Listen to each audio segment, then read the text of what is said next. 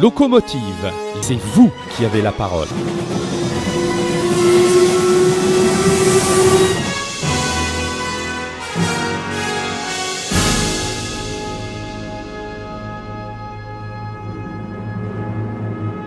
Bonjour tout le monde et bienvenue dans ce nouveau numéro de Locomotive où je reçois à nouveau Sonia et Stéphanie du collectif des Blouses Blanches. Mesdames, bonjour.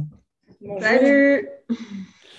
Alors, ma première question, j'ai envie de vous demander comment allez-vous depuis la dernière fois qu'on s'est vu, c'est-à-dire le mois de janvier. Comment vous allez justement? Stéphanie, peut-être? Alors, pour ma part, ça va, hein. Au niveau de la santé, là, je parle, tout va bien. Je suis en rémission et j'ai fait des prises de sang de suivi et elles semblent être très, très bonnes. Donc, ça se poursuit dans le bon sens pour moi au niveau de la santé. Après, voilà, hein, sur le reste, j'ai envie de te dire, rien n'a changé, quoi.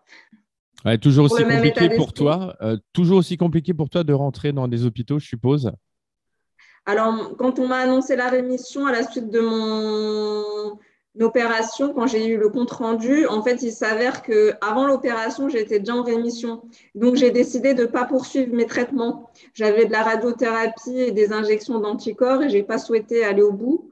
Donc, D'accord. depuis, je me soigne que avec les plantes.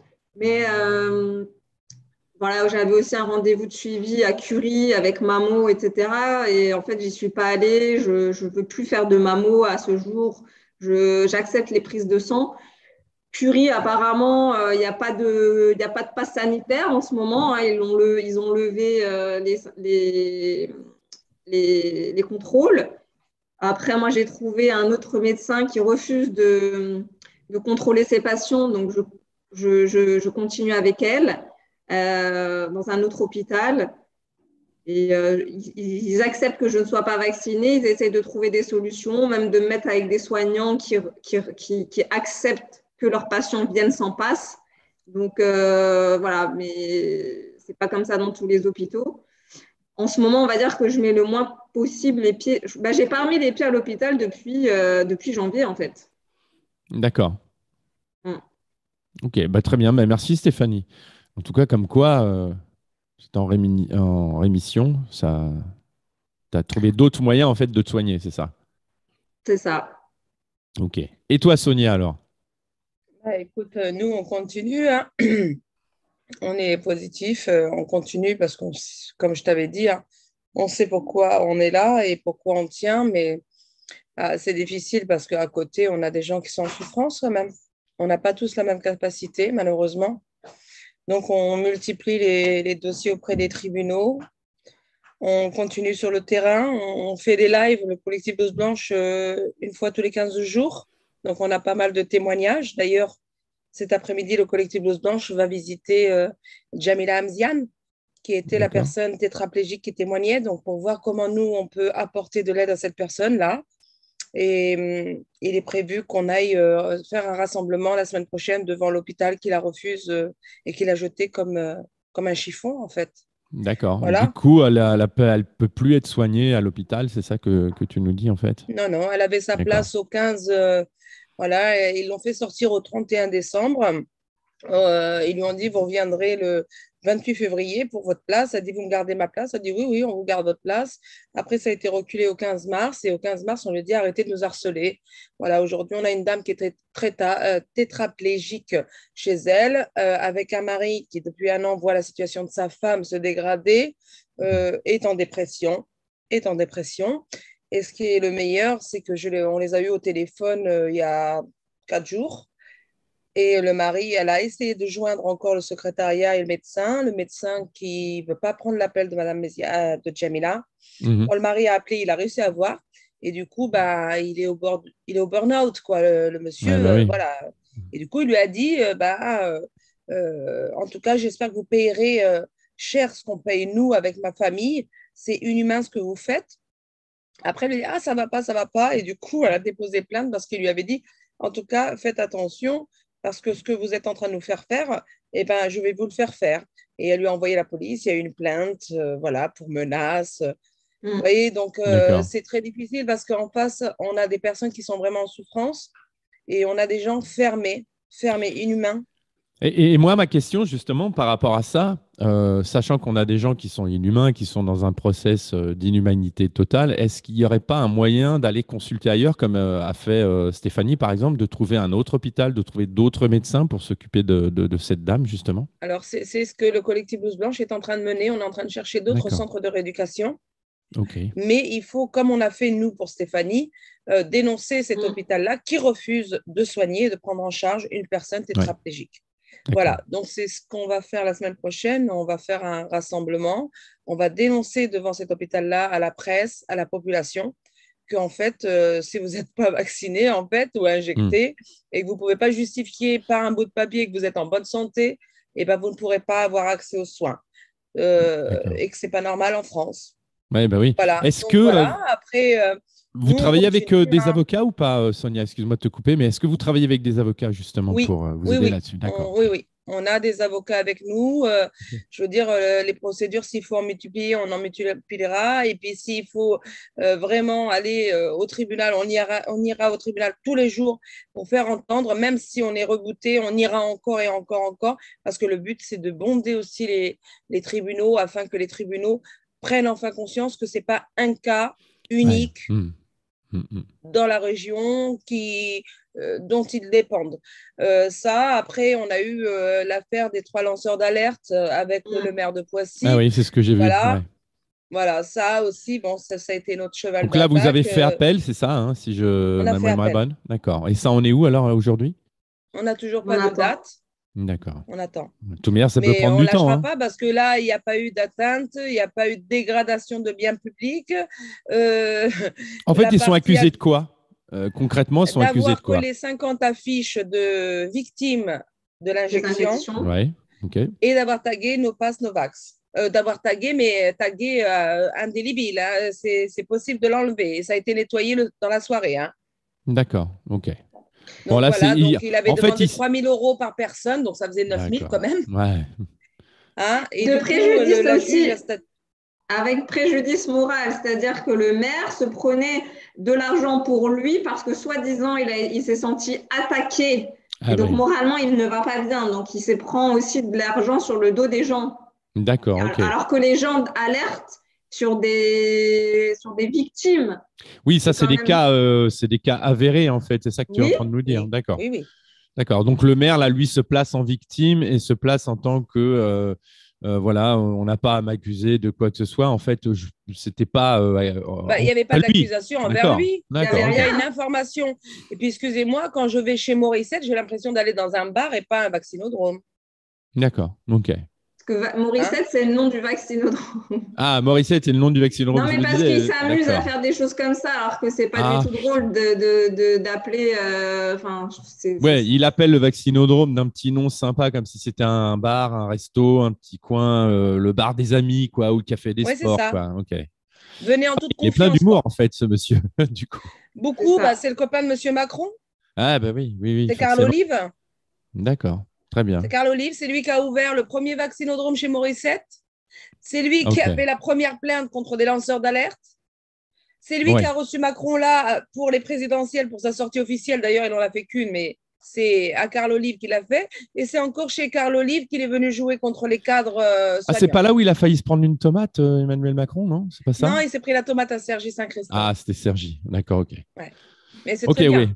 Ouais. On avait Donc, du besoin de coup, sauce tomate pour les pizzas. ouais. Donc, du coup, ce maire de la ville de Poissy, en fait, s'en prend, on va dire, il veut faire un exemple de ces 3 personnes qui ont simplement dénoncé des cas avérés d'effets secondaires. C'est ça que tu nous dis, quoi. Le rôle du maire est de savoir ce qui ne va pas auprès de sa population, Bien puisqu'il est sûr. Ouais. l'employé de la population. Ouais. Et M. Carl Olive en a fait une affaire politique puisqu'il s'est rendu à CNews et lui-même a balancé ça à CNews. Donc, ce D'accord. qui pouvait rester sur la commune ne l'a pas été. Donc, c'est Mhm. devenu une affaire politique. Ouais, c'est devenu une affaire nationale, quoi, finalement. C'est ça. C'est ça. OK. Voilà. Donc, bah, nous, on continue. Hein. Je t'avoue, on est tous un peu dans la situation que tu connais, que les gens connaissent, que les auditeurs connaissent. Mhm. Donc, voilà. À partir du 14 mai, tout le monde a repris un semblant, je dis bien un semblant de vie normale, sans passe, sans rien, hein, d'accord?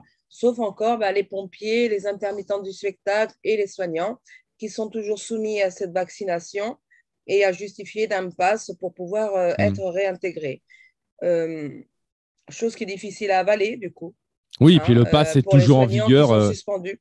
Comme tu as dit, le pass est toujours en vigueur dans les hôpitaux, dans les EHPAD. Il faut montrer patte blanche si on veut aller visiter quelqu'un de sa famille, par exemple, qui est à l'hôpital. Mais c'est Ou ça que même je pour comprends. se faire opérer tout simplement. Je sais qu'il y a des gens, des médecins refusent aujourd'hui d'opérer quelqu'un qui n'est pas vacciné.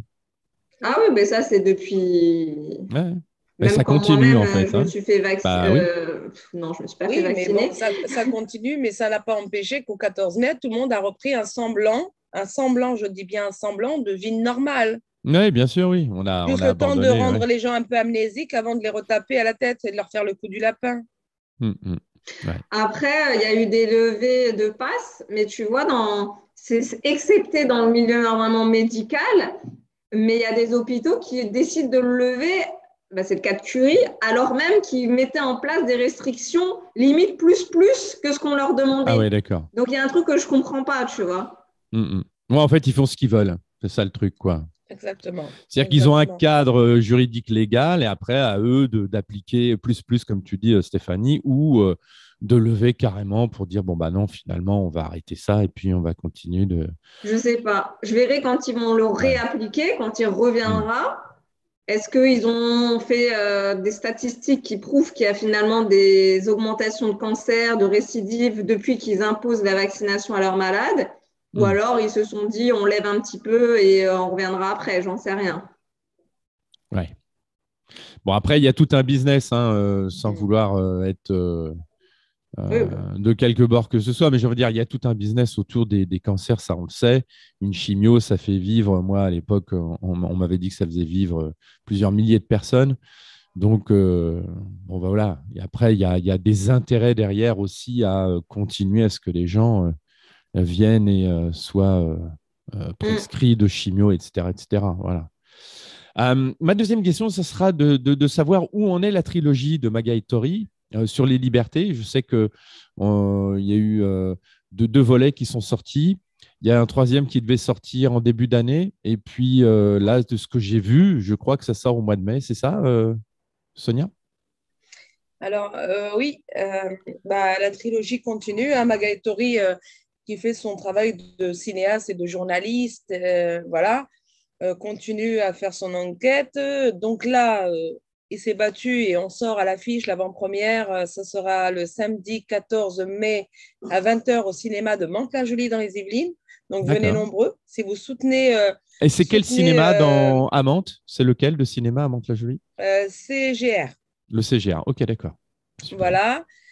Donc, on vous attend nombreux. C'est ça aussi, soutenir les blouses blanches et le collectif blouses blanches. Et même si on est vacciné, soutenons-nous parce que c'est là l'alliance aussi. C'est un film plein de bienveillance, mais tellement vrai, tellement vrai. Donc voilà, donc nous on remercie vraiment du coup le collectif blouses blanches d'avoir donné la parole aux soignants dans le premier volet qui était Liberté. Oui. Dans celui-ci, d'avoir suivi le combat d'une citoyenne lambda qui est Sonia Mdouchi, dans son combat de tous les jours, que ce soit au niveau des quartiers, que ce soit au niveau de la santé, que ce soit au niveau des enfants. En fin de compte, mon quotidien, il l'a suivi et ça a donné les enfants de la liberté avec la rencontre avec Stéphanie, puisqu'il était là aussi la première fois où j'ai présenté Stéphanie. Voilà, en fin de compte, c'est 6 mois de long travail. Et je ne parle même pas des 6 mois de long travail à Maga parce que la nuit, il ne dort pas, ce monsieur. Donc, c'est 6 mois durant la journée et la nuit, il retravaille. C'est vraiment, vraiment. Oui, il est non-stop. Il est non-stop, en fait, Maga. Il est non-stop, il est vrai. Il est vrai, c'est rare. Il est vrai. Il est sincère dans ses démarches. Et c'est ce qu'on avait besoin. Donc, c'est aussi un lanceur d'alerte, voilà, non complotiste, mais qui a été témoin à travers ce qu'il a pu constater, les témoignages qu'il a pu récupérer par les gens, de tous bords, de pour, contre, voilà. Mais il a entendu tout le monde et il a été vraiment factuel dans son montage et dans sa prise de position de lanceur d'alerte. En Donc, fait, c'est tu ça veux dire aussi. qu'il a fait un vrai travail de journaliste, du coup. Il a fait un vrai travail de journaliste. Et Voilà, à travers cette Mm. double casquette de cinéaste et de journaliste, D'accord. oui, il a fait ce qu'un journaliste aurait dû faire Ben oui. sans prendre parti. Hmm, Et tout à fait. moi, je le qualifie de lanceur d'alerte aussi, comme nous. Ce Oui. n'est pas un complotiste. On n'est pas Oui, complotiste, parce je le que j'ai redis. vu dans la presse locale des Yvelines que le complotiste Maga Tori avait était en train de faire son troisième volet, ou le complotiste Maga Tori sur les listes électorales pour les législatives. En fait, ils aiment bien mettre en avant, dans l'article que j'ai lu, qu'il était complotiste, puis un peu plus bas, il était cinéaste. Mais le tout premier point, c'était qu'il était d'abord complotiste. C'est énorme. De toute manière, on va toujours essayer de casser quelqu'un qui est vrai. Eh oui, ben oui, ça C'est connu. dérange. Ouais. On a bien vu, bon, avec les élections, quand Marine Le Pen, on n'a pas donné son prêt ici, elle est partie pendant Russie, on l'a mis aussi avec Poutine. Je veux dire, c'est facile de coller une étiquette. Après, voilà, Ouais. il faut rester sensé, nous n'avons pas besoin qu'on nous dicte. Les démarches sincères, elles se voient. Elles se voient à travers la défense Hmm. et ce dont toi tu défends. Je pense que Maga et Tori ou le collectif Blouse Blanche, en tout cas ceux qui font partie, ou même toi, hein, à travers à tes lives, je pense qu'on n'est pas là pour tourner la tête ou faire du lavage de cerveau aux gens. On est juste Non. là pour leur donner des billes et qu'ils aillent les chercher par eux-mêmes. Oui, C'est voilà, tout. on réinforme tout simplement. C'est-à-dire qu'il y a toute une doxa, qui a un courant de pensée et qui t'enferme dans ce courant de pensée. Et en fait, l'esprit humain, c'est aussi d'avoir plusieurs versions de ce qu'on C'est peut nous ça. dire. La science, ça n'est que ça. C'est remettre en question, justement, tout le temps. C'est ce qui fait avancer.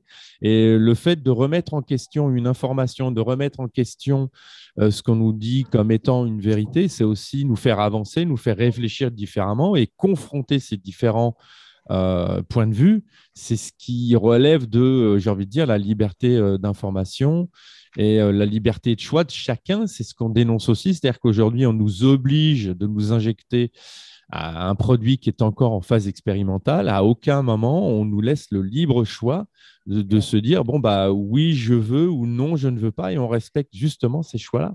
Exactement. Et dedans, vous avez aussi, on a été à la rencontre de députés républicains en marche à l'Assemblée nationale. Mm. On a les parents, on a d'autres médecins qui témoignent. Je veux dire, c'est vraiment un panel de belles personnalités, hein, qu'on soit d'accord ou pas. En tout cas, ça a été de belles rencontres. Sincèrement, de belles D'accord. rencontres. Et le contradictoire fait ce qu'il fait. Et non, moi, tout simplement, c'est venez nombreux, allez regarder Les Enfants de la Liberté. C'est vraiment la suite et c'est vraiment un film, alors, soit pour l'un, soit pour l'autre, qui n'est pas du tout maltraitant, qui a été fait, mais avec beaucoup, beaucoup de bienveillance et beaucoup de sincérité. Et c'est Mm. notre combat de tous les jours et c'est pour ça qu'on se retrouve aujourd'hui aux législatives. Parce D'accord. que, Et Dans j'ai la Annalise, l'impression. parce que je pense que continuité. cette question viendra plus tard. Stéphanie, tu m'avais dit en off justement que ce film allait concourir à Cannes, c'est ça ou... Oui, Maga, il part au mois de mai, je crois à partir du 17, c'est ça, C'est ça, Sonia? du 17 au 28. Pour, Ouais. ouais, pour présenter le film. Donc, c'est super. Et Ah bah aussi, ouais. j'encourage tout le monde à venir le 14 parce qu'on ne sait pas quel futur ils vont réserver au film. Ouais. C'est-à-dire que déjà, là, Maga, ça fait des mois qu'il lutte pour pouvoir diffuser le film dans un cinéma. Tout le monde le rejette. Et pour quelle Là, raison les gens rejettent le film? Parce La qu'ils le taxent de censure. complotisme, c'est ça à chaque Ah non, non, fois? la Censure? censure et la Ouais. liberté d'expression n'existent plus en France. D'accord. Bah justement, c'était ma prochaine question. c'est ça. En 2020, en mai 2022, on en est où dans la liberté d'expression, Stéphanie, si tu veux Ah bah répondre là, c'est là-dessus? terminé, hein. Il n'y a plus de liberté d'expression. On l'a vu déjà, ben, rien qu'avec avec Maga. On le voit, ça se poursuit encore à travers. Quand il a posté sa bande-annonce sur YouTube, elle a été censurée au bout de 45 minutes. Ouais. Euh, on l'a vu aussi à travers les lanceurs d'alerte qui ont été jugés et de la manière dont le jugement s'est déroulé. On n'a pas le droit de s'exprimer. C'est terminé. Et puis, il y a plein d'autres exemples. Dès que vous D'accord. voulez dénoncer quelque chose, soit on vous traite de complotiste, soit on vous censure. Ben voilà, encore Maga, tu disais tout à l'heure, on l'appelle le complotiste. Hmm. Alors, Ouais, j'ai envie de dire, il est taxé comme un petit peu Pierre Barnerias, voilà, dès et qu'on tous est les de autres. l'autre, Ouais. dès qu'on ne suit pas la tendance, soit on est un fou, soit on est complotiste, ou on est censuré. Enfin voilà, il n'y a plus de liberté.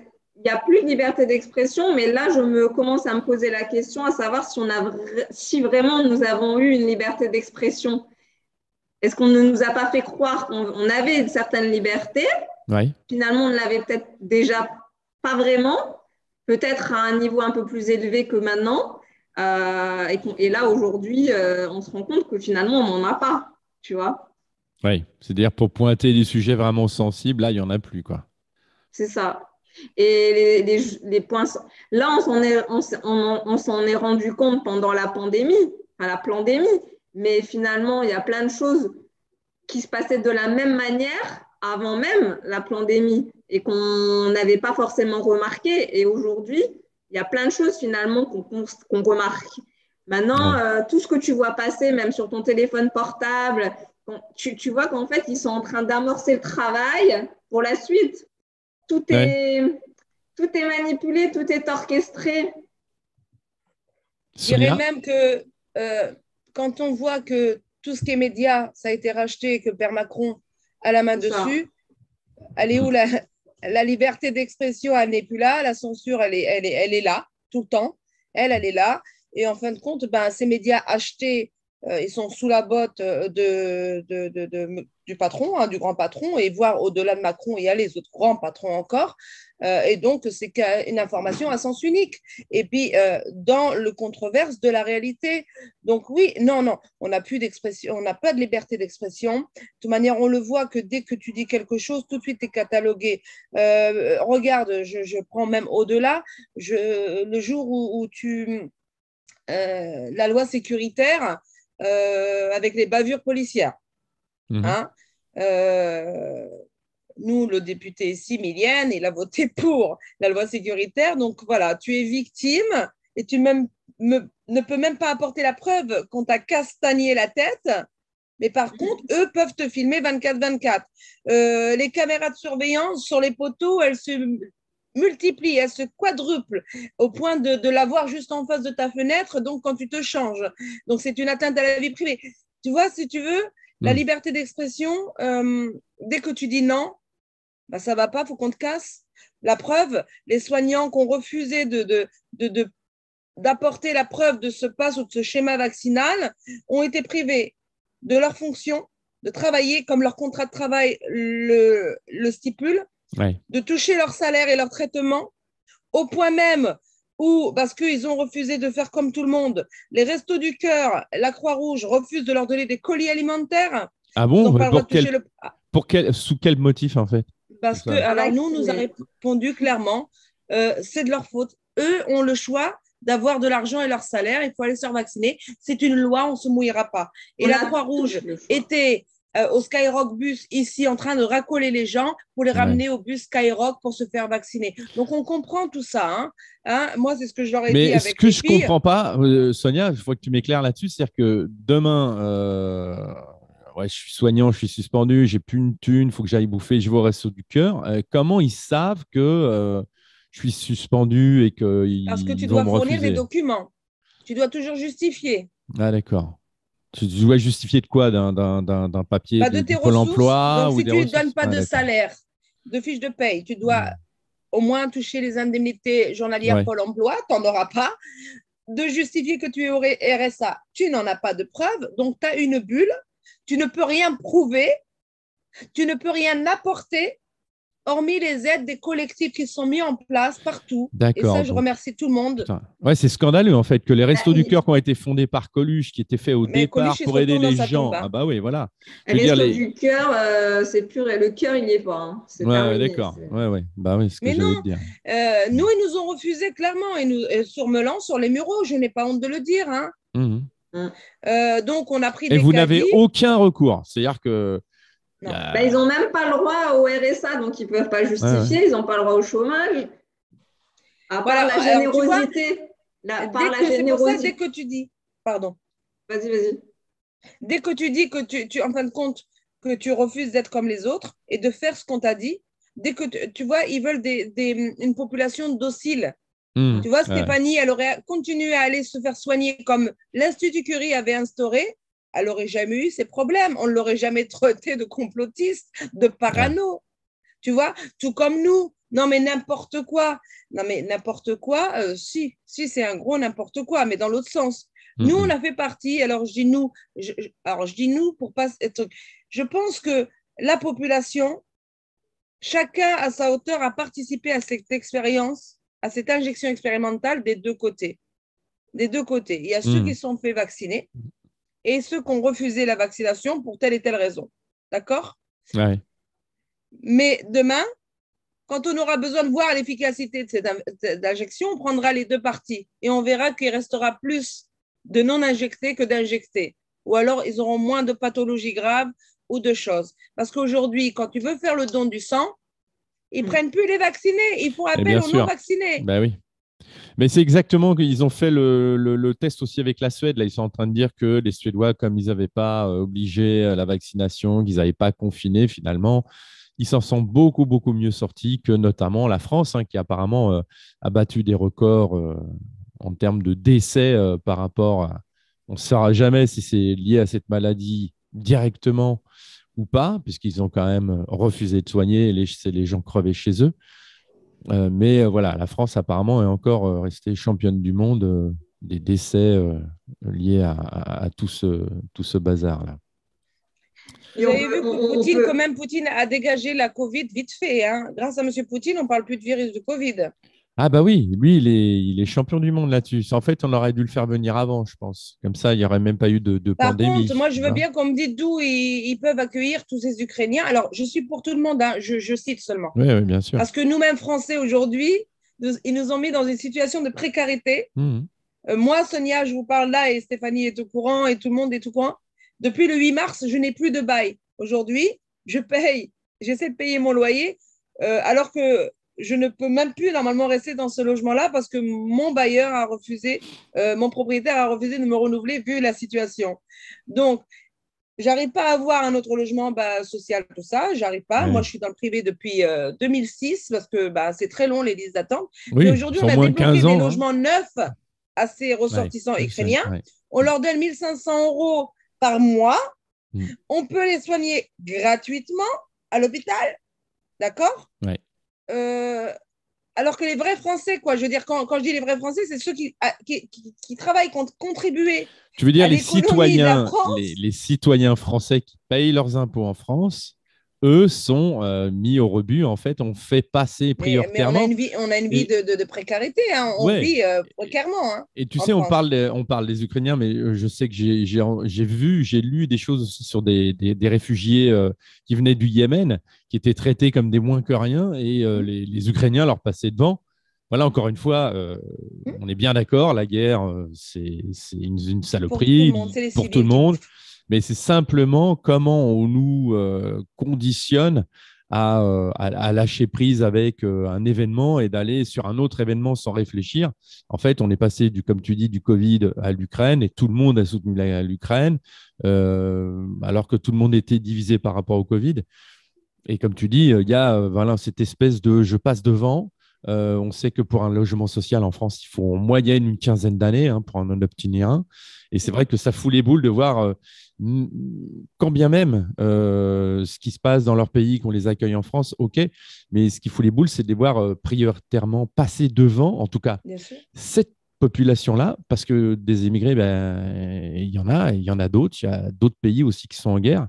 Oui. Et on ne les a jamais fait passer devant des Français pour des logements sociaux, leur donner de l'argent, leur donner tout ce qu'on leur donne, qu'on les aide, bien sûr, on est humain, c'est normal, mais de faire passer devant, pour moi, il y a un truc qui pue, quoi. Oui. C'est-à-dire qu'à un moment donné, qu'est-ce qu'ils cherchent, quoi.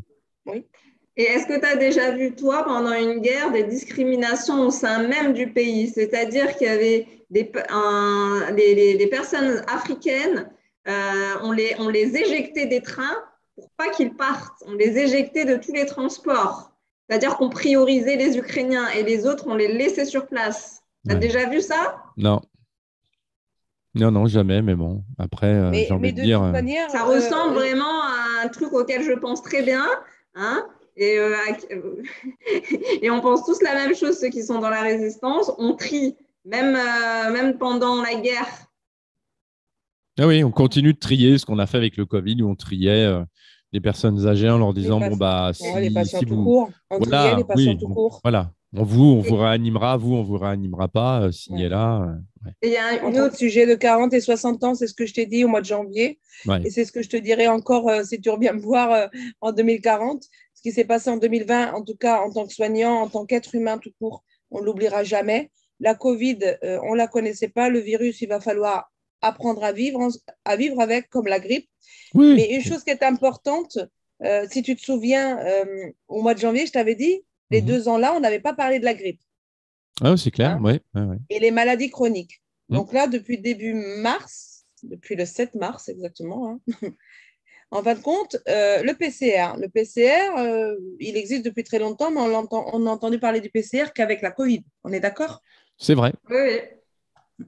Alors qu'il existe depuis très longtemps. Mhm. Sauf que quand on fait un test PCR, on vous dit PCR positif. Bah, comme on est en plein Covid et puis il y avait cette peur-là, en fin de compte, bah, c'était forcément Covid. Donc, Ben il oui. ne rajoutait pas, il ne te disait pas. Mais en fin de compte, le PCR a cette force de dire et de distinguer si tu es positif à la grippe A ou au Covid.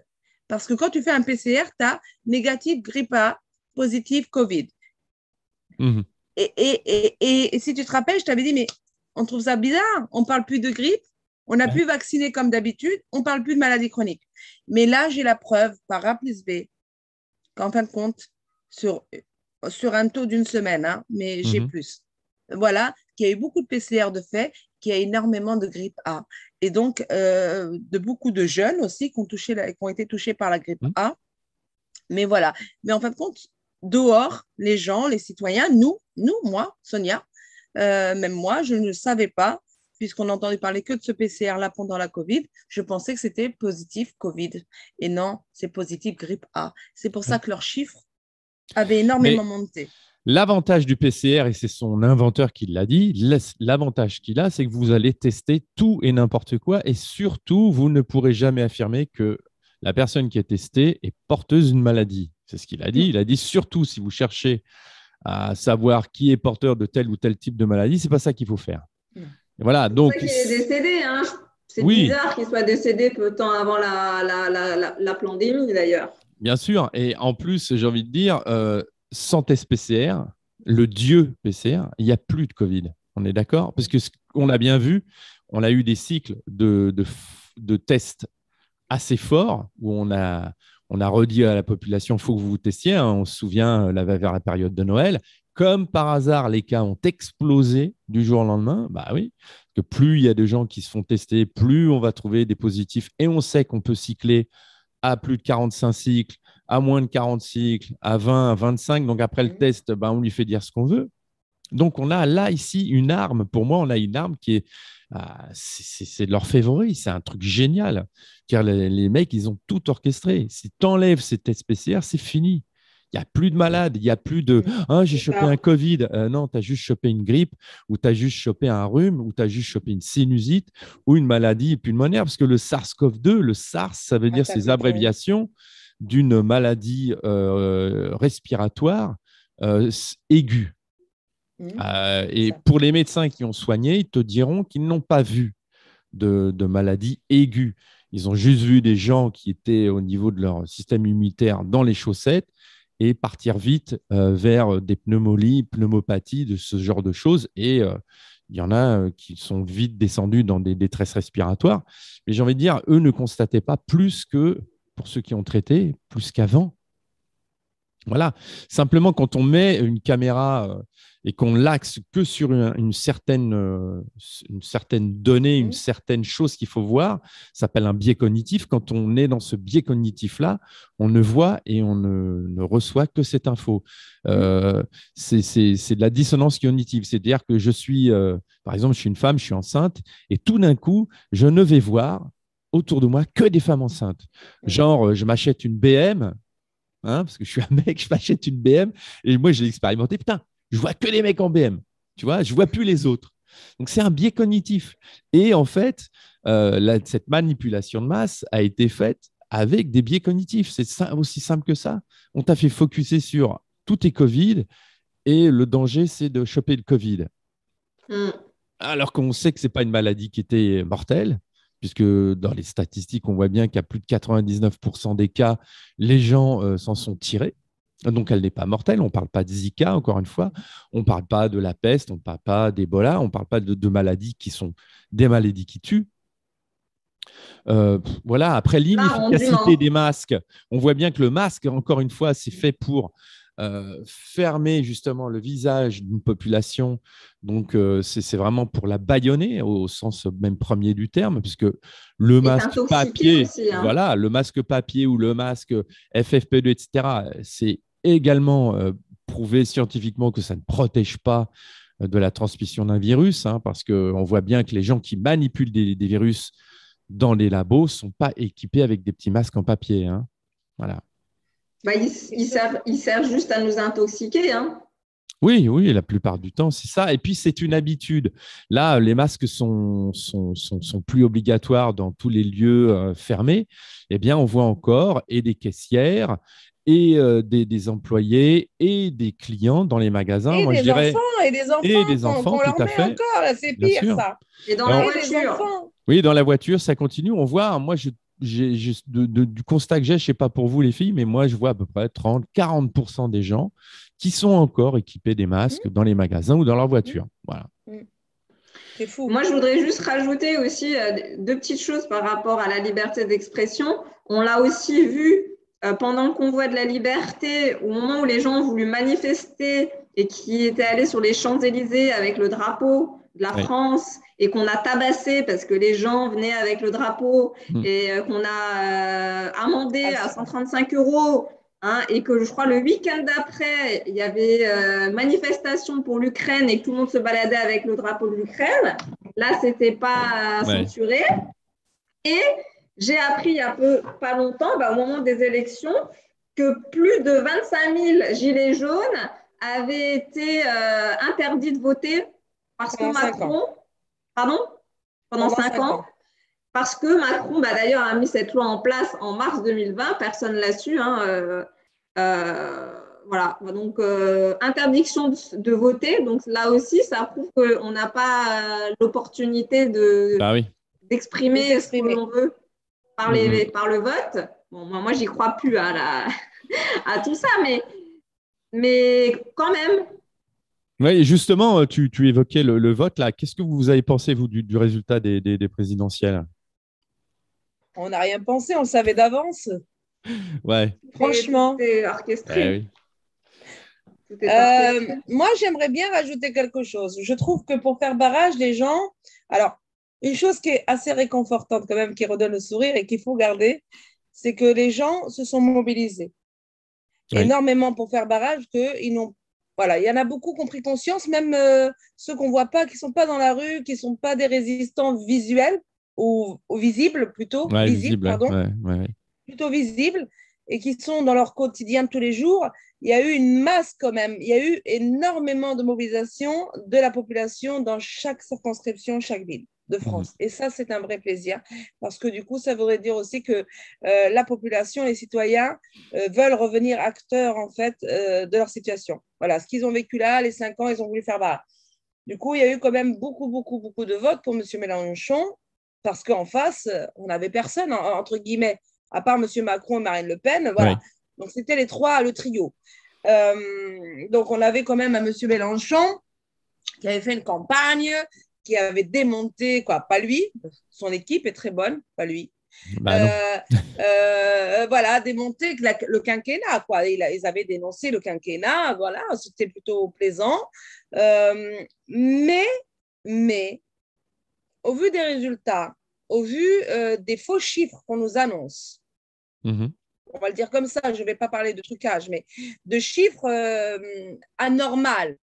Parce qu'à 20h11, on ne m'a jamais annoncé, moi, des résultats à 20h11. À 20h11, on n'a pas fini le dépouillement. Mais ils ont des statistiques. Bon, à 20h11, on nous annonce que c'est Marine Le Pen et M. Macron. OK, très bien. Je ne sais pas pourquoi il a fermé sa bouche, M. Mélenchon et France Insoumise tout court. Comment ils ont pu se laisser. Donc voilà. Aujourd'hui, au deuxième tour, on a quand même M. Mélenchon, France Insoumise, qui nous dit faites barrage à l'extrême droite. Ah bah attends. Tu dis, tu combattais M. Macron et la République en marche. Tu nous dis faites barrage à l'extrême droite. C'est-à-dire et il faut voter appelle pour lui, clairement, il appelle pas clairement justement, parce que c'est ça que j'ai pas aimé. Il est assez perfide là-dessus, il est assez fourbe. Il a appelé à ne pas voter pour justement Marine Le Pen, sans appeler clairement à voter pour Macron. Donc, dans son camp, les gens se sont dit, voilà. Finement amené, quoi. Et puis là, il dit qu'il veut être Premier ministre. Voilà, votez pour moi, je serai Premier ministre. Mais ce n'est pas le peuple qui va élire le Premier ministre déjà, hein, on est d'accord. C'est ça. Mais il voudrait être élu Premier ministre grâce aux législatives. Alors, je veux bien. Je veux bien, je suis bête et disciplinée. Moi, je suis une citoyenne normale, mais il faut qu'on m'explique les choses. Mais là encore, laissons M. Macron, laissons Marine Le Pen de côté. Là, aujourd'hui, aux législatives, partout, on a ce ils ont appelé ça l'Union populaire. L'Union populaire qui regroupe le Parti socialiste et les filles écologie des Verts, Jadot. Alors, ils étaient tous concurrents, ils sont tous amours. Aujourd'hui, tant mieux, hein. Nous, on est pour la paix. Mais aussi, qu'est-ce qu'on met aussi? On met la photo de Mélenchon. Comme il y a eu un grand taux au présidentiel, on trompe encore la population en mettant et en trompant, parce que les gens vont peut-être penser que c'est M. Mélenchon qui sera aux législatives, alors que non, M. Mélenchon, lui, il vise plus haut que ça, Matignon. Hein. Les législatives, pour lui, c'est pour les petits. D'accord? Et du coup, on trompe encore la population. On joue. C'est vraiment le mercato, en fait. On joue avec le visuel, avec la vision, et on trompe encore les citoyens lambda. Et ça, c'est encore du foutage de gueule. Moi, j'ai voté Mélenchon au premier tour. Et franchement, je regrette. Parce que, en fin de compte, tous ces politiques, si je peux m'exprimer ainsi, hein, c'est Sonia, hein, c'est mon avis. Tous ces politiques-là, en fait, ne visent que leur gueule et leur carrière politique. Point barre. Arrivés là-haut, ils ne seront pas les représentants de la population. Et nous, ce qu'on représente. Et excuse-moi de te couper, Sonia, mais on l'a très bien vu, Mélenchon, il a fait pendant toute cette campagne, il a fait cavalier seul. C'est-à-dire que plutôt que d'essayer de rassembler une gauche qui était complètement désunie, ce qu'il aurait intelligemment dû faire, c'est-à-dire de rassembler tous les courants, que ce soit Europe Écologie Les Verts, que ce soit le Socialo, que ce soit les communistes, etc. Et il était au deuxième tour. Voilà, intelligemment, il était au deuxième tour. Ensuite, pour revenir à Marine Le Pen, beaucoup de gens l'ont taxé. Les gens sont. Oui, il a fait son truc tout seul. Pour arriver, il savait, pour arriver là où il en est, il savait. D'ailleurs, mais c'est bien ce qu'on lui reproche. En fait, c'est ça. Il y a un SMS qui a fuité qui disait comme quoi il aurait communiqué avec Macron en disant moi, j'ai fait ce que je devais faire. En gros, maintenant, à toi de jouer. Bah oui. Ben, bien sûr, de toute manière, les dés là, à ce niveau-là étaient pipés parce que le gars, s'il veut vraiment être au deuxième tour, il ne fait pas cavalier seul, c'est pas possible. Donc là, on voit bien que s'il défendait que ses propres intérêts, c'est ça le problème de ces mecs-là. Comme tu disais, Sonia, c'est de la politique politicienne. Pour en venir à ce qui s'est passé avec Marine Le Pen, effectivement, les gens sont tous restés, et les médias ont conforté dans ce sens-là, sont restés sur le Front National. Moi, le Front National, toute ma jeunesse, on l'a combattu, on y est allé, quoi, tu vois, à la mano. Et son programme, moi, je l'ai regardé, je l'ai étudié, et franchement, par rapport à celui de Macron, à un moment donné, tu te dis, merde, ok, on n'a pas le choix, mais il y a un moment donné, en Autriche, ils ont bien fait gouverner des écologistes avec des gens d'extrême droite, la vraie, pas celle qu'on a en France aujourd'hui. Et les gens ont gouverné intelligemment pour le peuple. C'est-à-dire que les gars se sont dit, OK, on est élu par le peuple, maintenant on va faire le boulot pour lequel on nous a choisis. En France, on est resté dans la diabolisation toujours de Marine Le Pen. On a juste oublié que Philippot, c'est quand même un ancien du Rassemblement national, un ancien du Front National. C'est le seul mec qui, dès le départ, a pris position. Je veux dire, il ne faut pas oublier ça quand même. C'est le seul mec qui, aujourd'hui encore, continue à faire des manifs, à dénoncer ce qui se passe, lui et Asselineau, par exemple. Donc, pour moi, les bords politiques, aujourd'hui, on le voit bien, ils sont complètement inversés. Je pense que c'est pour ça que les gens se sont fait avoir. On a pensé très fort que Mélenchon faisait une politique populaire de gauche, et en fait, on s'est rendu compte que non. Pour moi, il est plutôt centriste de droite, ce mec. Au vu de comment il a gouverné. Et aujourd'hui, comme tu dis, il veut utiliser son nom pour son parti, pour rassembler les gens et avoir des députés aux législatives. Alors moi, d'un autre côté, j'ai envie de dire, les députés, ils ne servent plus à rien, parce qu'on est encore dans un état de guerre. Et simplement, l'Assemblée nationale et le Sénat, on voit que ce sont que des chambres d'enregistrement. Il y a des députés aujourd'hui qui se lèvent, qui disent que bah, nous, on est là juste pour faire bonne figure. Mais finalement, toutes les lois contre lesquelles on a pu être, en tout cas de ceux qui étaient contre, se sont vus, ouais, voilà, c'était juste réduite finalement à des chambres d'enregistrement parce que tout est passé tranquille et les députés avaient vraiment quasiment pas de mots à dire. Et en état de guerre, on sait très bien qu'on peut arriver avec un petit 49-3 et boum. Oui, mais il y avait la majorité républicaine en marche quand même. Nous, on les a comptés parce qu'on a fait au mois de décembre, tu sais, contre le pass vaccinal, contre la vaccination des enfants. Alors, je vais te dire, on en a passé des nuits et c'est là où on s'est rendu compte qu'en fait, on avait la majorité républicaine en marche à l'Assemblée nationale. Donc, aujourd'hui, c'est faire quelque part, c'est reprendre sa place dans la société, être acteur de sa circonscription. Le député, il a 3 fonctions et ça, il faut bien le faire entendre aux gens. Il a 3 fonctions. Et après, c'est le terrain. Revenir au forum citoyen. Parce qu'un député comme un maire, ce sont des employés de la population. Ils doivent faire refléter à cette Assemblée nationale, c'est l'intermédiaire entre l'Assemblée nationale, les politiques et les citoyens lambda. Et le peuple. Ce sont des porte-paroles. Ce ne sont pas des décisionnaires. Je ne décide pas de moi par rapport à ce qui va me donner, est-ce que je vais être payé, le copinage. Non, ce n'est pas pour ma gueule. Je dois tenir coûte que coûte, ouvrir ma gueule s'il le faut, ne pas avoir peur, ne pas être tenu par la barbichette, parce qu'ils se tiennent tous par la barbichette, ils ont tous on des a vu, les uns les autres. Voilà, comme tu as dit, ils se sont tous couchés pendant 2 ans de pandémie. Je veux dire, il n'y en a pas qui est sorti du lot. Ils ont tous voté pour le pass. On a bien vu les majorités. On a vu aussi les gens qui n'étaient pas présents. Donc ça, pour moi, c'est un non-sens, quoi. Tu es député, tu ne viens même pas pour des lois aussi importantes pour ton peuple. Waouh. Après, il y avait beaucoup de choses qui étaient décidées en petit comité, de ce que je comprends. Et aussi, on donnait parfois les infos aux députés à la dernière minute avec des pages et des pages à lire qu'ils n'avaient pas le temps de lire. Mais ce qui m'étonne, c'est pourquoi personne ne se rebellait, personne ne disait mais on peut pas étudier les lois qu'on va faire passer comme ça. Parce qu'encore une fois, pour le lendemain, tu vois.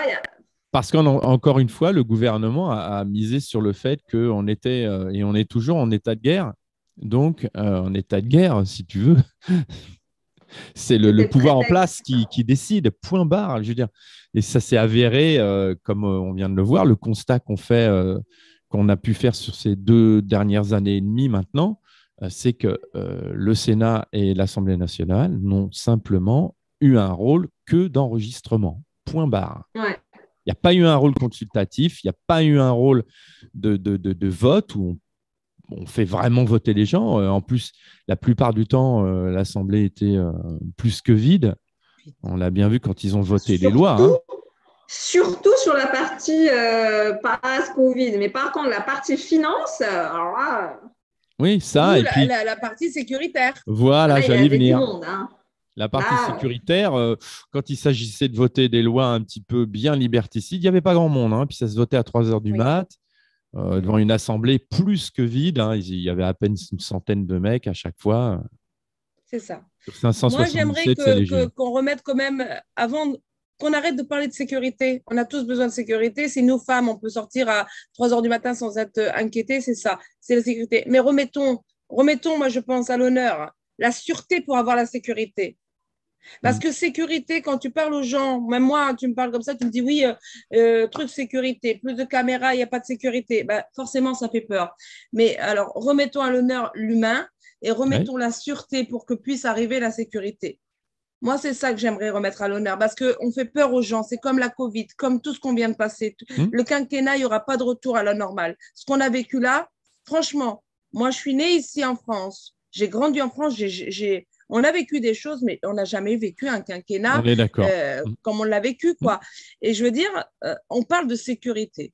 Regarde, loi sécuritaire, les caméras, plus de répression, plus de ça. On n'a que de la répression, que de la violence en face de ceux qui sont censés nous protéger. Eh ben, ils disent que c'est pour notre bien. Comme d'habitude. Du coup, ils ont sauté le volet de la sûreté. Avant de mettre de la sécurité, il faut déjà mettre des gens en sûreté. Et après, on les protège avec la sécurité. Et c'est ce qu'on n'a plus aussi. Parce que sinon, nous, soignants, on ne serait pas castagnés la gueule et gazés à tout va dans les manifs, alors qu'on est juste là pour dire, nous prenons soin de vous, prenez soin de nous. L'hôpital vous sauve, sauvez-le. Hein. Donc voilà, ça, c'est un problème. Justement, en parlant d'hôpital, je vais aborder un sujet qui m'a été rapporté par une amie qui est soignante. C'est-à-dire que là, on va arriver à la période des congés d'été et on sait que dans les hôpitaux, les EHPAD, tous les établissements comme ça, ce sont des congés que la plupart du temps, on attend vraiment. C'est des congés sur lesquels, en tout cas, on ne touche pas à ces congés-là, les congés d'été. Je crois savoir qu'il y a entre 2 et 3 semaines qu'on prend. Alors, moi, ma réflexion, c'était de dire, OK, donc là, il y a 15 000 soignants qui sont toujours en attente dans les hôpitaux. On a déclenché des plans blancs tellement on a une pénurie de personnel. Là, on va envoyer la plupart des soignants en congé cet été.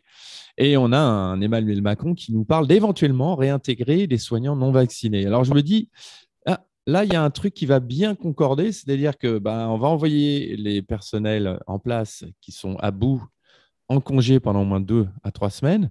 Et d'un autre côté, on va réintégrer au même moment les personnels non vaccinés, tu vois. Et puis au 15 septembre, quand tout le monde va revenir de vacances, on dira au personnel non vacciné, merci, au revoir. En plus, là, c'est septembre, vous comprenez, les cas Covid, ça revient. Donc, il faut absolument que vous vous fassiez vacciner si vous vouliez conserver vos postes. Ton avis là-dessus, Sonia? Alors, on travaillait avec des hôpitaux déjà saturés et à flux tendu. Ils l'ont accéléré depuis le 15 septembre en suspendant ces premiers de corvée, tout simplement. Voilà, ces soignants. Donc, ça a mis les deux, ceux qui étaient à l'intérieur, plus en difficulté, où ils ne comptaient pas, ils étaient rappelés sur leur congé, leur repos, tout ce que tu veux. Hein. Les horaires, les 35 heures, c'est de la foutaise. D'accord, oui, c'est sur le papier, c'est une théorie. Ils ont payé des heures sup. Ils ont payé des heures sup.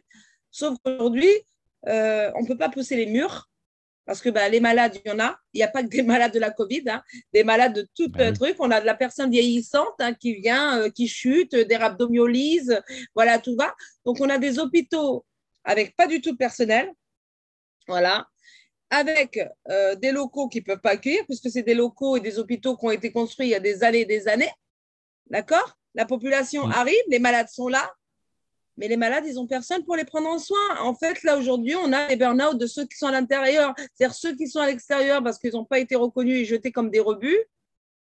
Ceux de l'intérieur, limite, ils auraient dit, j'aurais su que c'était ça après, je ne me serais pas vaccinée, je n'aurais rien présenté. Ouais. Donc, oui, aujourd'hui, on a, d'ailleurs, je prends l'exemple de l'hôpital Mignot.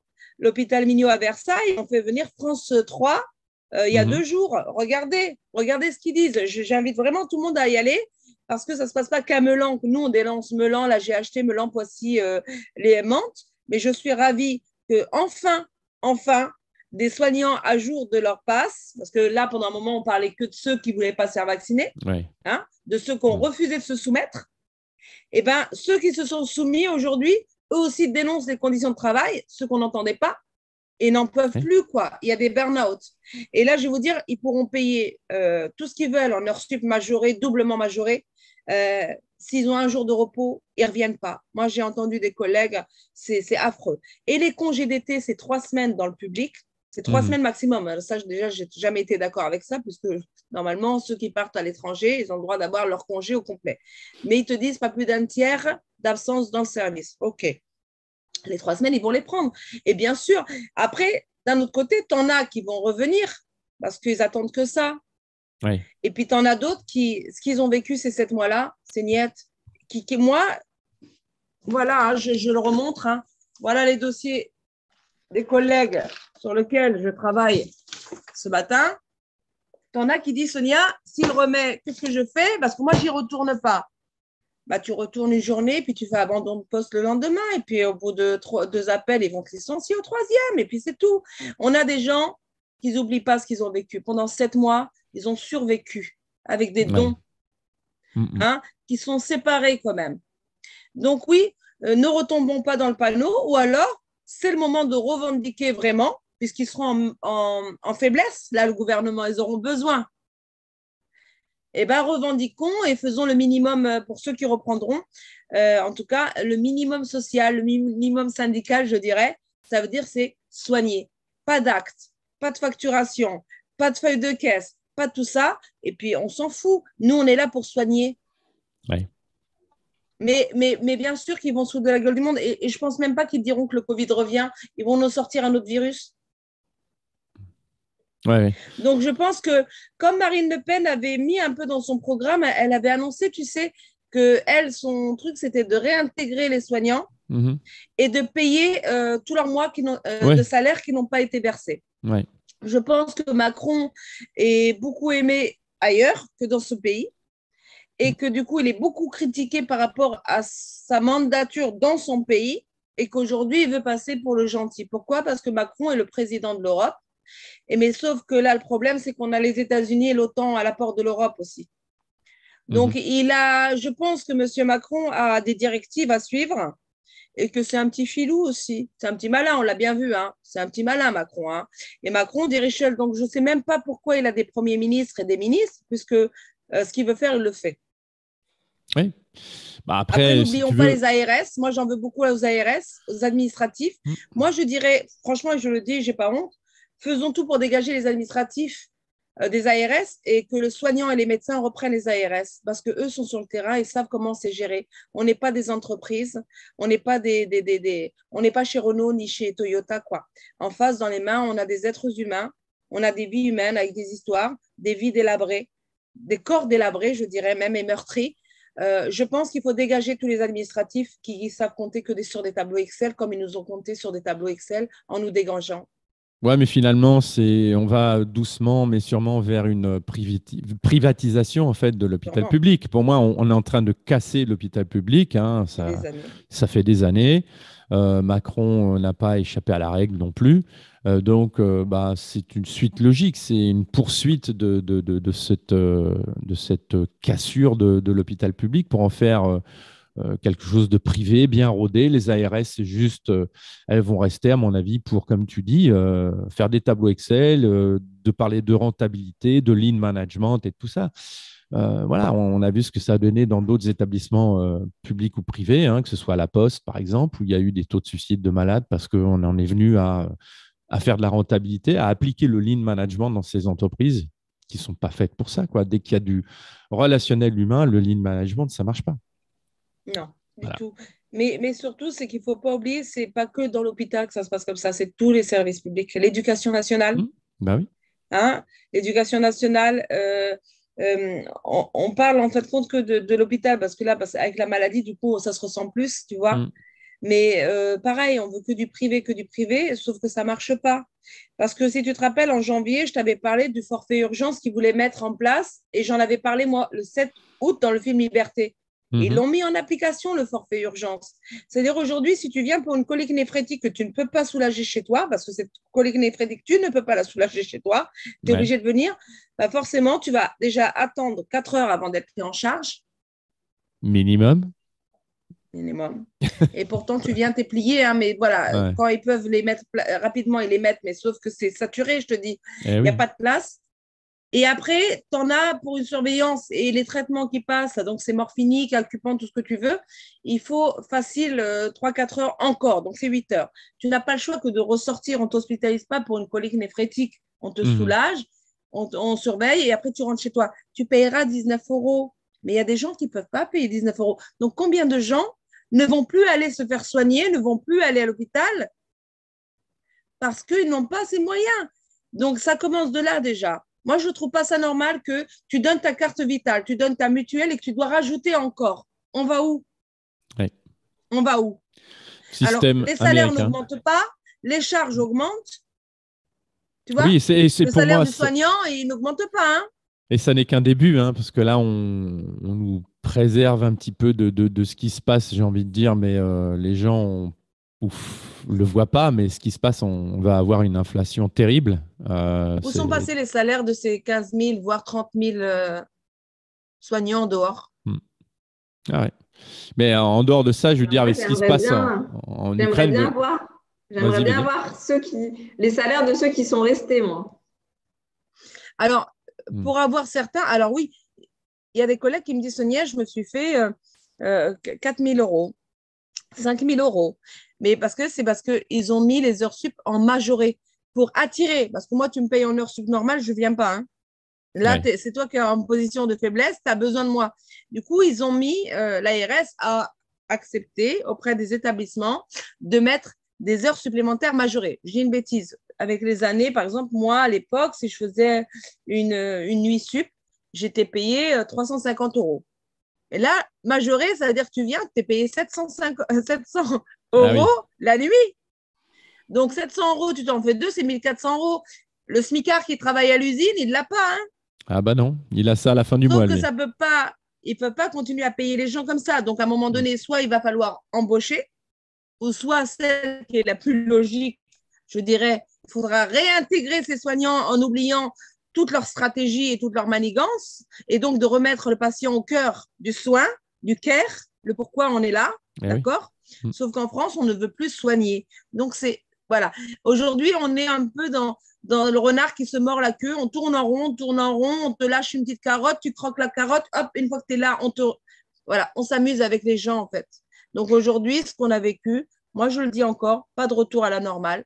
Battons-nous encore pour nos droits et nos acquis. Battons-nous pour notre liberté d'expression. Mhm. Continuons à être crampés et être en phase avec nos valeurs et Ouais. le pourquoi du comment. Je pense que c'est Moi, moi, important. moi, je me pose la question là, tu parlais des infirmières qui gagnaient 4 000, 5 000 euros, mais j'ose imaginer dans ce cas-là les médecins, hein, en plus tous ceux qui nous ont imposé la vaccination, là, qui nous donnent des leçons de morale à chaque fois qu'on a rendez-vous Mhm. avec eux, qui nous harcèlent. Ouais. Eux, à mon avis, si l'infirmière est à 4 000, 5 000, j'ose imaginer eux combien ils se sont fait sur Hmm. le dos des malades, hein. Bah Sachant oui. que Ce sont des parmi tous, prescripteurs. Ce voilà, sont des sachant que prescripteurs. beaucoup ont interrompu leur traitement, beaucoup n'ont pas été soignés, donc ils se font de l'argent sur le dos, et en attendant, les malades, ben, malheureusement, ils sont pas bien soignés, quoi, ou voire plus du Ça tout emmène soignés, toujours, Stéphanie. C'est toujours hein, la population, le civil qui bouffe, c'est que ce ça. soit en Ukraine, en Palestine, en Syrie ou en France. Nous-mêmes, on a été victimes Mhm. du gouvernement et du mauvais management. Je dirais mauvais parce que je préfère dire mauvais que volontaire, management de nos responsables d'État. Mais en face de nous, on sait bien, on l'a vu, on l'a entendu, hein, on ne l'a pas inventé, on ne nous a pas répété. C'est la stratégie d'emmerder les non-vaccinés. Donc, si Ouais. c'est la stratégie d'emmerder ce type de population, c'est la stratégie d'emmerder aussi d'autres types de populations. Donc, en fin de compte, c'est leur stratégie. Ils sont dans une stratégie, c'est juste un jeu d'échecs. On est un jeu d'échecs avec eux et puis ils veulent bouger leur pont un peu. Maintenant, après, si on s'unit, et je le répète encore, si on arrive à se mettre d'accord pour faire union, mais union sincère citoyenne, le jeu d'échecs, c'est nous qui le gagnons, c'est pas eux. Ouais. Mais encore faut-il être unis. Mais voilà, en face, ils savent très bien qu'il n'y aura pas cette unité et tout est Non. fait pour diviser. Encore une fois, je veux dire, Mm. on est dans la manipulation de masse qui est quand même mise en place depuis la fin de la Deuxième Guerre mondiale. Voilà, ils sont rodés à ça et on le voit bien avec tout ce qui se passe. Sonia, est-ce que tu pourrais nous parler de l'écologie au centre?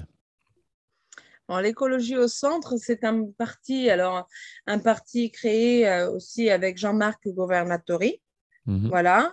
C'est un parti écologique où voilà, c'est dans l'écologie dans toute sa splendeur, en fait, mais pas que écologie. C'est l'écologie du centre, c'est une transition aussi avec le social. Voilà. Oui. Aujourd'hui, c'est pourquoi, en demandant à Maga et Tori de se présenter. Donc, c'est le collectif Blouse Blanche. Les citoyens qu'il a rencontrés des Yvelines et de la circonscription qui m'ont demandé à moi de me présenter. Donc, c'est la Alors, 9e Sonia n'est pas du tout. circonscription, hein, si j'ai bien retenu. Oui, c'est ça. D'accord. C'est ça, des Yvelines. Moi, on nous a demandé, moi, franchement, entre nous, on a fait de la politique à travers ce pass sanitaire. Mais Sonia, c'est une mère de famille de 3 enfants qui est toute seule avec ses 3 enfants, qui galère, qui a travaillé, qui fait un métier qu'elle adore, quoi, qui a fait un métier qui est soignante, mais qui restera soignante à vie, avec les problèmes quotidiens. Donc, mon combat quotidien de la vie quotidienne, comme tout le monde. Il y en a où la valise est plus lourde que l'autre, malheureusement. Ma vie a fait que ma valise est très lourde. Et avec Mhm. la situation qu'on vit là, elle est doublement lourde parce que c'est pas facile. C'est pas facile parce que en dehors des combats, on a aussi notre vie familiale. Oui. Et alors, pourquoi Voilà. Et l'écologie puis, plutôt qu'autre chose? l'écologie en fait du centre, c'est quoi? C'est Jean-Marc Governatori qui avait monté ça. Lui, il est de Nice. Après, aujourd'hui, on a les ruraux qui sont abandonnés complètement, d'accord? Mhm. Ouais. L'écologie dans toute sa splendeur. Alors, c'est vraiment l'écologie du centre.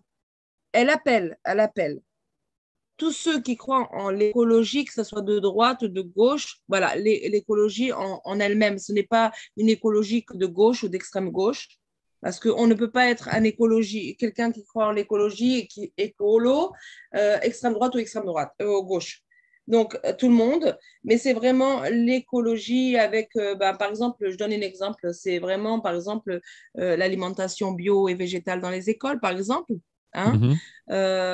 C'est le respect de l'écologie, mais je vais te parler du tri, je vais te parler des ruraux, je vais te parler, là, je sais qu'il y a Grésé, un petit village ici, par exemple, où on est parti chez l'habitant et on a bétonné, en fait. Il n'y a plus d'écologie là-dedans. On a bétonné le mur et la parcelle du privé. Si tu veux, cette personne-là, elle n'était plus chez elle.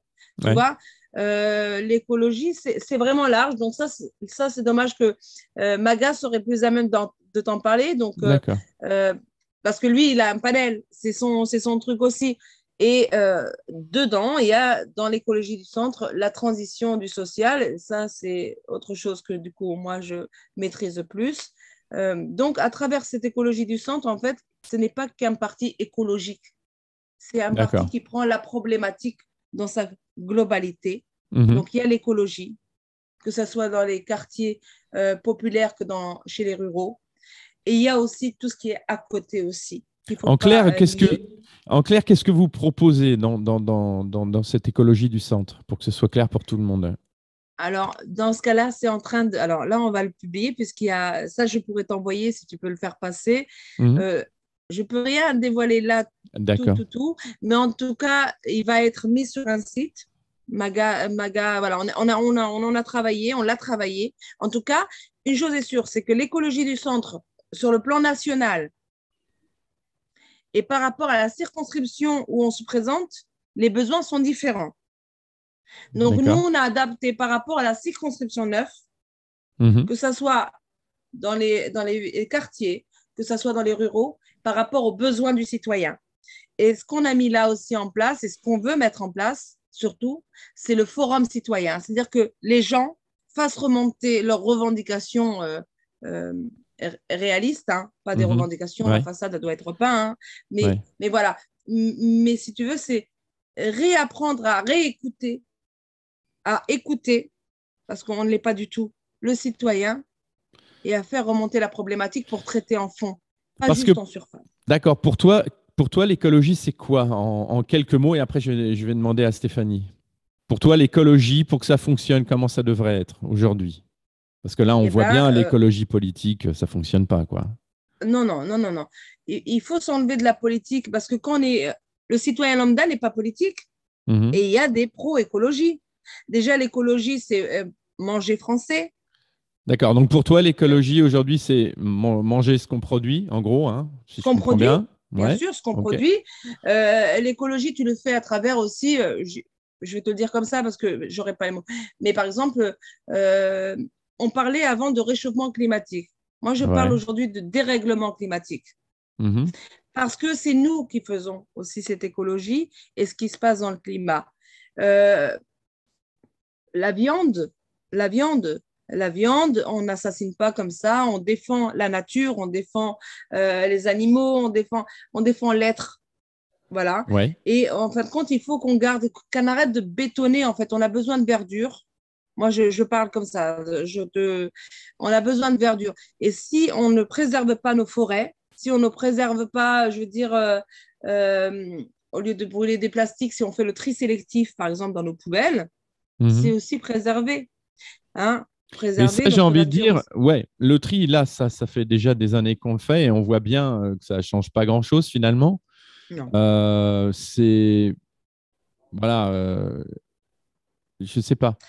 L'écologie, de ce point de vue-là, pour moi, c'est un début, effectivement, hein. On pouvait plus continuer à faire ce qu'on faisait, mais on voit bien que c'est apparemment pas suffisant. Après, euh, sur quels chiffres on se base, sur quelles études on se base, parce qu'apparemment, il y a beaucoup de choses qui sont alarmistes dans l'écologie.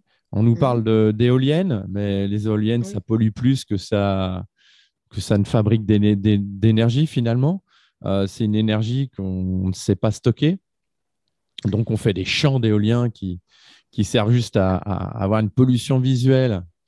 Et on ne sait pas recycler une éolienne aujourd'hui, comme on ne sait pas recycler des batteries de voitures Oui, électriques. mais si tu veux, après, est-ce qu'on est. Je pense pas que tout n'est pas au point.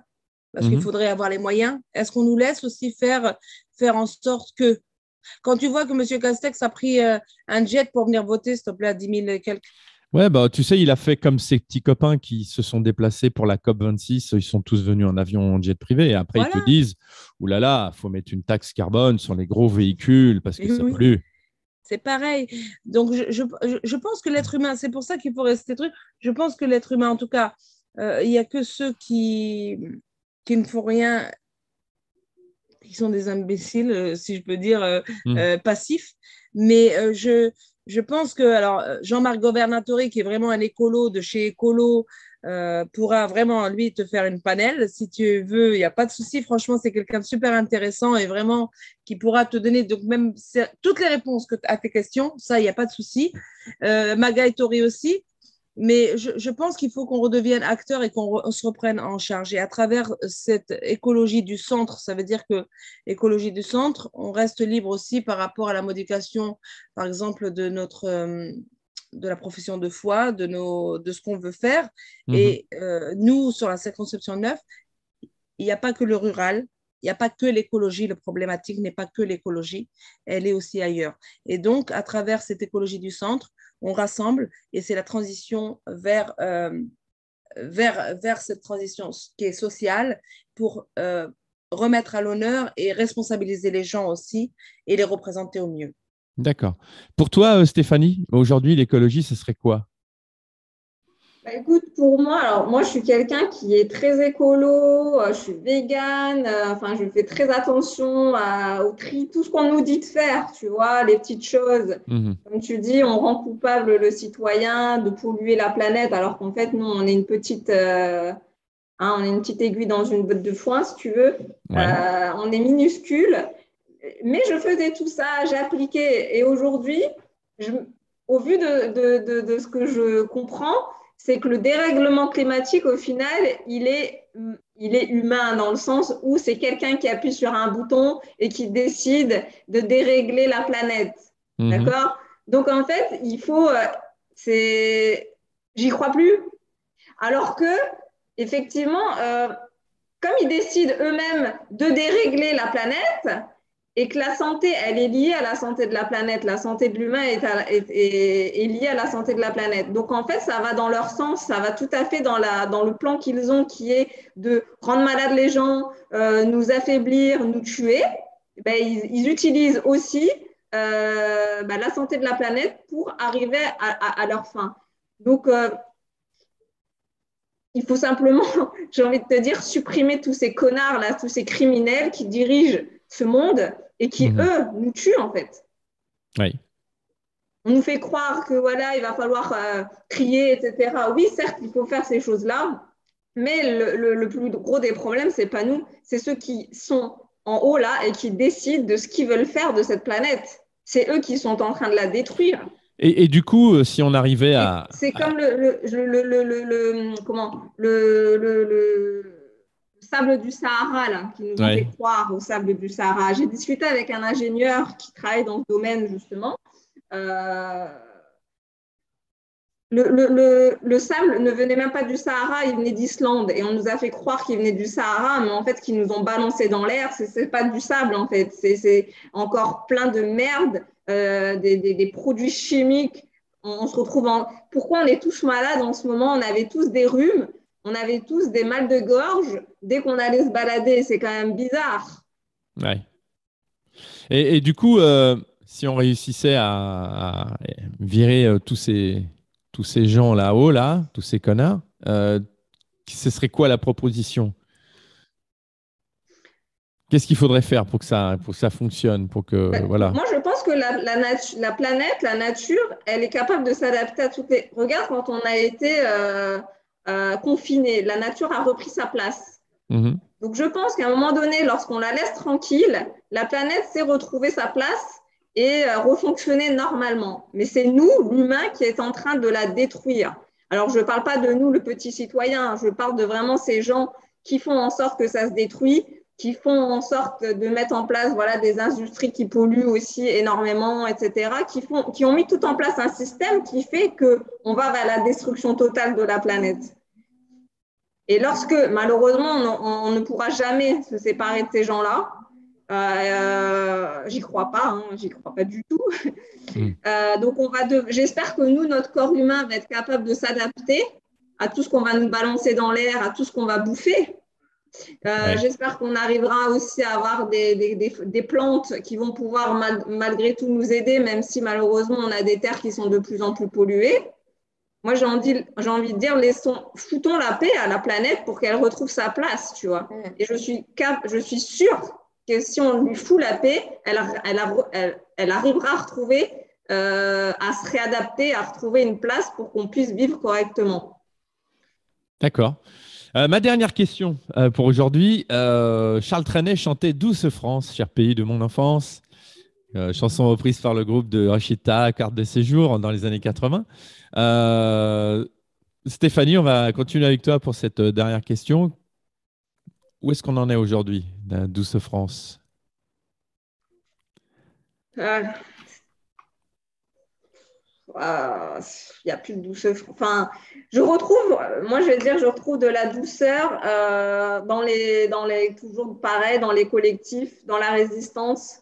Malheureusement, on a divisé la population et moi, je fais partie des gens, malheureusement, qui divisent. C'est-à-dire qu'aujourd'hui, j'ai fait le choix, malheureusement, de rester qu'avec une partie de la population et qui m'apporte un bien-être et de la douceur parce qu'avec les autres, malheureusement, je n'arrive plus à avoir de dialogue. Je considère que ces personnes font partie, collaborent en fait. On ne demande pas aux gens d'aller dans l'action si les gens, ce n'est pas des gens d'action, mais fais quelque chose, informe-toi toi-même, fais quelque chose. Là, on parle de vie, de la vie humaine. On est en train de tuer des gens et il y a des gens qui ne bougent pas. Donc, moi, je suis désolée, je ne peux plus échanger avec ces gens-là. Donc, voilà, je retrouve ma douceur de l'autre côté, dans la résistance. Mais ça va péter, là. Ça va péter et je pense que ça va être de pire en pire. On va être dans un pays avec des restrictions de plus en plus difficiles, des problématiques sociales, des problématiques financières. Enfin, on va se taper sur la gueule parce que c'est tout ce qu'ils cherchent en fait.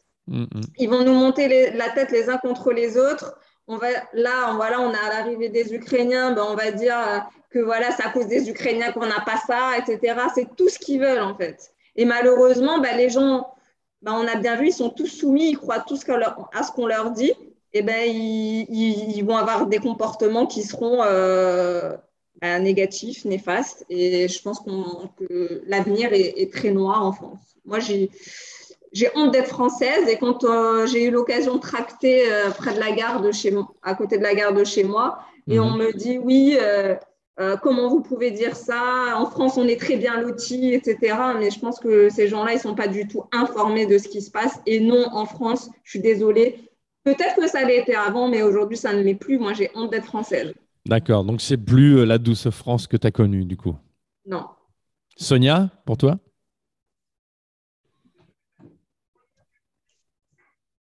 La France, elle vit en nous. C'est nous, on est doux, comme elle a dit Stéphanie, entre individus, mais c'est dur la France.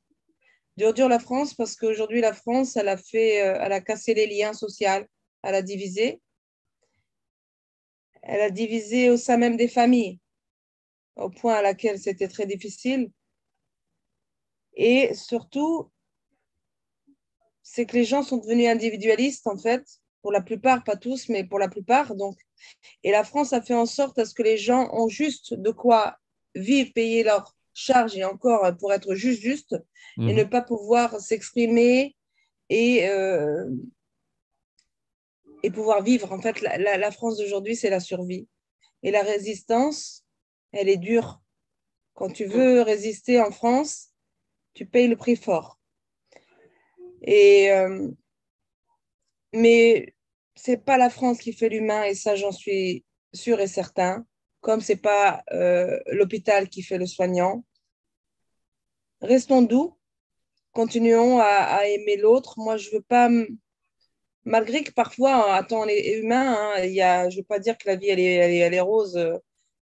Ouais, on est en colère, mais gardons cet amour qu'on a de l'humain, gardons nos valeurs, euh, parce qu'ils veulent nous rendre aigris pour nous couper du lien social et pour faire ce qu'ils veulent, en fait. Et on l'a bien compris à travers ces 2 ans et demi. Donc, ouais, moi, mon cœur reste rouge. La France, je la porte dans mon cœur. Je suis Sonia, celle qui est à double culture. Hein. Ouais. Et dans les deux, je prends ce qui est bon et je jette ce qui est mauvais. Dans les deux. Mais en tout cas, mes valeurs et ce que m'a inculqué en tout cas ma mère, c'est aimer l'autre sans jamais, peu importe ce qu'il pense. Puis oui, on a affaire à des cons en face, on n'aime pas tout le monde aussi. Mais je veux croire qu'à un moment ou un autre, ils se réveilleront, même si ça doit prendre du temps. Mais voilà, ne pas juger, je ne veux pas les juger, euh, même si des fois, Stéphanie, hein, en réunion, tout ça, bon, après, on est énervé parce qu'on se dit merde, on est en train de partir à l'hécatombe, ils cherchent quoi à nous faire tomber, on va mourir, Ouais. quoi. Je veux dire, la résistance, à un moment donné, elle paye, mais on ne pourra pas tenir 20 ans comme ça. Donc oui, j'espère que la France redeviendra celle qu'elle a été à un moment donné.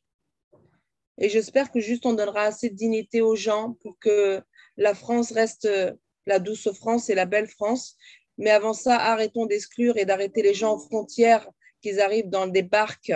Je sais que la France ne peut pas accueillir tout le monde parce que on ne peut pas être le pays d'accueil de tout le monde. Mais arrêtons d'assassiner volontairement et de bloquer des mères et des enfants qui arrivent sur des barques contre d'autres qui sont à la porte de la France et qu'on est prêt à leur ouvrir mille et merveilles et à les faire vivre limite comme des riches par rapport à ceux qui souffrent et qui survivent ici en France, qui est notre cas aujourd'hui. Donc voilà, donc la douce France reste là dans nos cœurs, je pense.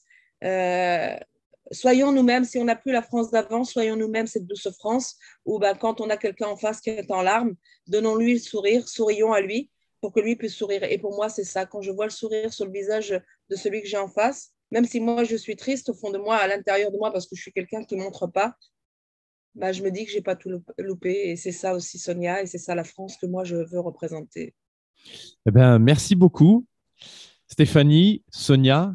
On Merci peut à vous toi. retrouver sur votre blog lesblouseblanches.org, c'est ça?